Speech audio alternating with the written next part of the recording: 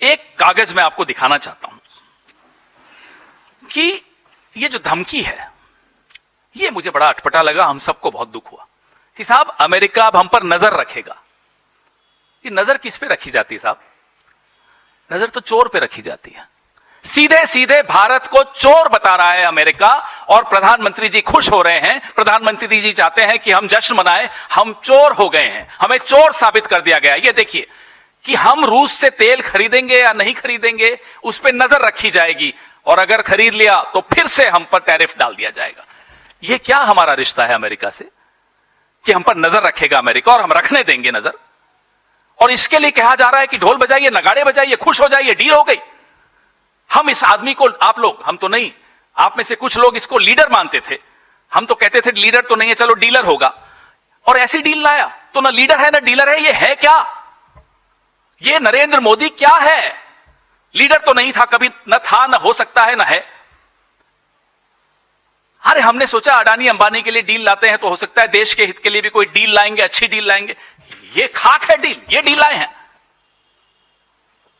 ये आदमी सिर्फ और सिर्फ सरेंडर करना जानता है देश के हितों का। आप अपना सरेंडर करिए, कोई दिक्कत नहीं, हमें करते रहिए। आपकी क्या सीक्रेट्स किसके पास है हमें कोई मतलब नहीं है। एप्स्टीन के पास है, चीन के पास है, हमें कोई फर्क नहीं पड़ता किसके।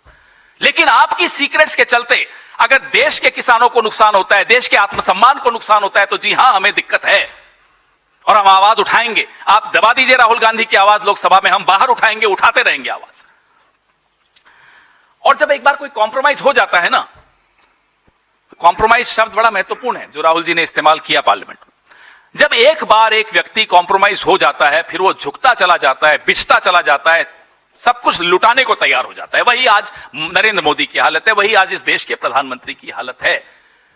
क्या ऐसा प्रधानमंत्री देश के लिए हितकारी हो सकता है? एक मिनट के लिए भी हितकारी नहीं हो सकता, क्योंकि वो कॉम्प्रोमाइज है, वो झुक गया है, बिछ गया है, न्यौछावर हो गया है। ये डील से मालूम पड़ता है।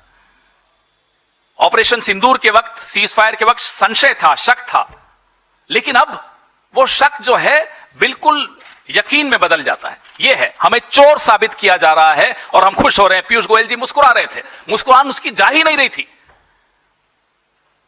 ये क्या हाल है इस देश का? कैसे बना दिया इस देश को? यहां तक कैसे आए हम?